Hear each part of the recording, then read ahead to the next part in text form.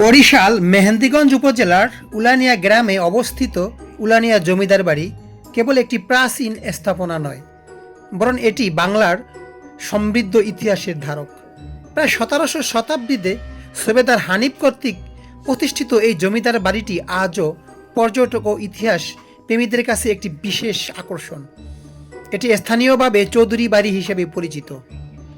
এই জমিদার বাড়ির অন্যতম প্রধান বৈশিষ্ট্য হল 1861 সালে নির্মিত এর বিশাল 3 গম্বুজ বিশিষ্ট মসজিদ। মোগল স্থাপত্য শিল্পর আদলে নির্মিত এই দৃষ্টিনন্দন জামে মসজিদটি চীনামাটির টুকরো এবং লতাপাতার নিখুঁত কারুকাজে সজ্জিত। অনেকে একটি মসজিদের স্থাপনা শিল্পের তাজমহলের আকৃতির সাথে তুলনা করে থাকেন। জমিদার বাড়ির পাশেই রয়েছে একটি রহস্যময় কক্ষ, যা অন্ধকুটির বা ডার্ক হাউস নামে পরিচিত। জনশ্রুতি আছে যে এই আমলে বিদ্রোহী বা অপরাধীদের আটকে রাখার জন্য এই অন্ধকার প্রকোষ্ঠটি ব্যবহার করা হতো, যা আজ পর্যটকদের মনে ও রোমাঞ্চকর অনুভূতি সৃষ্টি করে। এই ঐতিহাসিকভাবে গুরুত্বপূর্ণ এই স্থানটি কেবল দালান কোঠার জন্যই বিখ্যাত নয়, এটি বাংলার দুই প্রখ্যাত গুণী ব্যক্তি, প্রখ্যাত কবি আসাদ চৌধুরী এবং কিংবদন্তি সাংবাদিক কলামিস্ট আব্দুল গাফফার চৌধুরীর জন্মস্থান। তাদের পৈতৃক ভিটা হিসেবে এটি স্থানের গুরুত্ব আরও বহুগুণ বাড়িয়ে দিয়েছে। বর্তমানে এই প্রাচীন স্থাপত্যের অন্যতম অংশই সংস্কারের অভাবে জীর্ণ হতে শুরু করেছে।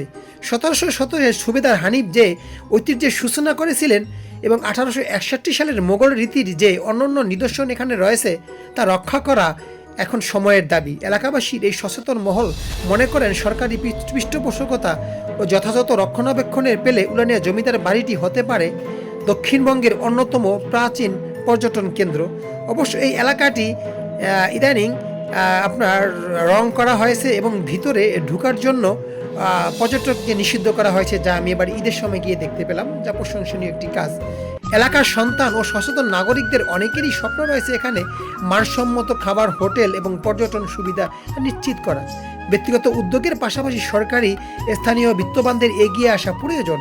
পর্যটন কেন্দ্রিক এই উন্নয়ন কেবল এলাকার পরিচিত করবে না, বরং মেহেন্দিগঞ্জের বেকারত্বের দূরীকরণ ও অর্থনৈতিক মোড় ঘুরিয়ে দিতে কেবল ভূমিকা রাখতে পারে। কারণ যে কোনো দেশের পর্যটন শিল্প যে কোনো দেশের অর্থনীতিকে ঘুরিয়ে দিতে পারে, চাকা সচল করতে পারে।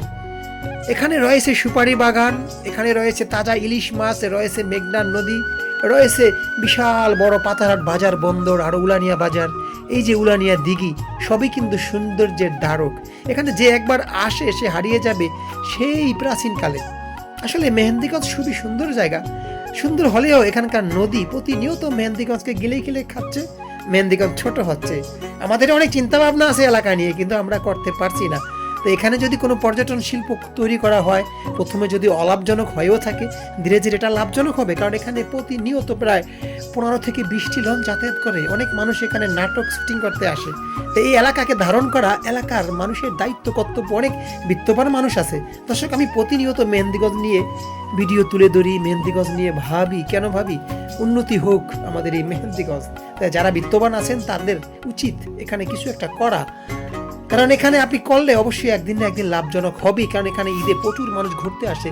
দেখুন এই যে ঈদের চিত্র, এবারে আমি এখানে ঘুরতে এসে দেখলাম। আমি প্রতি সময় সুযোগ পেলে এখানে আসি। তো আসুন না, ধান, পাট, সুপারি বিশিষ্ট এই মেহেন্দিগঞ্জকে রক্ষা করা, এখানে পর্যটন শিল্প হিসাবে বিশ্ববাসীকে দেখানোর দায়িত্ব আমাদের সকলের। তাই ভিডিওটি শেয়ার করবেন অন্যকে দেখার জন্য, যাতে বিশ্ববাসী দেখতে পারে।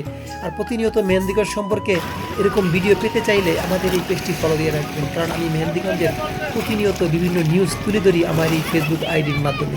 আপনারা চাইলে তাসিন টিভি ইউটিউব চ্যানেলে এই ভিডিওগুলো দেখতে পারেন। তো একটাই আবদার থাকবে, আসুন আমরা এগিয়ে আসি। আমিও আমার জায়গা থেকে এগিয়ে আসার প্ল্যান করতেছি ভবিষ্যতে ইনশাল্লাহ। এখানে ভালো কোনো খাবার হোটেলের তৈরি করার পরিকল্পনা রয়েছে আমার। আপনি কি করবেন সেটা একটু কমেন্টে লিখে জানাবেন। আল্লাহ হাফেজ।